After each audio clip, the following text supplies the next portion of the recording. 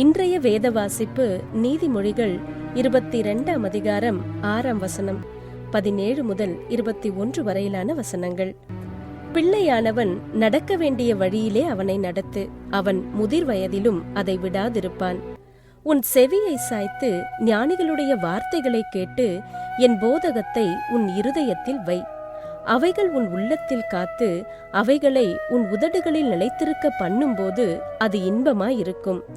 உன் நம்பிக்கை கர்த்தர் மேல் இருக்கும்படி இன்றைய தினம் அவைகளை உனக்கு தெரியப்படுத்துகிறேன்.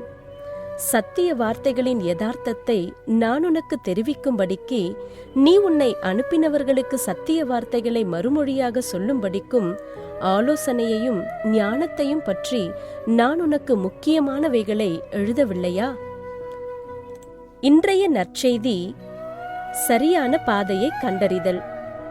16 வயது நிரம்பிய பிரேசில் தேசத்தின் ஸ்கேட்போர்ட் விளையாட்டு வீரர் பெலிப் கஸ்டாவோ உலகத்தின் மிகவும் புகழ்பெற்ற ஸ்கேட்போர்ட் வீரர்களில் ஒருவராக மாறுவார் என யாருமே நம்பியிருக்க மாட்டார்கள். அவனுடைய தந்தை தன்னுடைய மகன் சறுக்கு பலகை விளையாட்டை முறையாய் கற்றுக்கொள்ள வேண்டும் என்று எண்ணினார். ஆனால் அதற்கான பணம் இல்லை. ஆகையால் அவர் தன்னுடைய காரை விற்று அதில் கிடைத்த பணத்தை கொண்டு புளோரிடா மாகாணத்தில் நடைபெற்ற ஸ்கேட்டிங் போட்டிக்கு தன்னுடைய மகனை அழைத்துச் சென்றார். கஸ்டாவோ வெற்றி பெறும் வரை யாருக்கும் அவனை பற்றி தெரியாது.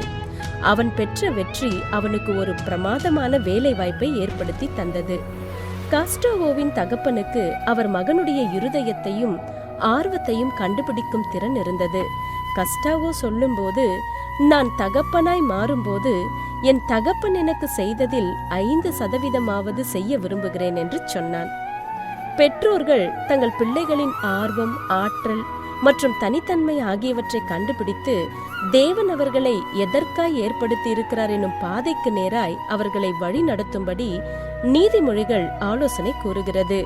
பிள்ளையானவன் நடக்க வேண்டிய வழியிலே அவனை நடத்து, அவன் முதிர் வயதிலும் அதை விடாதிருப்பான். நமக்கு தெளிவான அல்லது தீர்க்கமான அறிவு இல்லாமல் இருக்கலாம். ஆனால் தேவ ஞானத்தோடும் நம்முடைய கரிசனையோடும் நம் பிள்ளைகளுக்கு பெரிய பரிசை நம்மால் கொடுக்க முடியும்.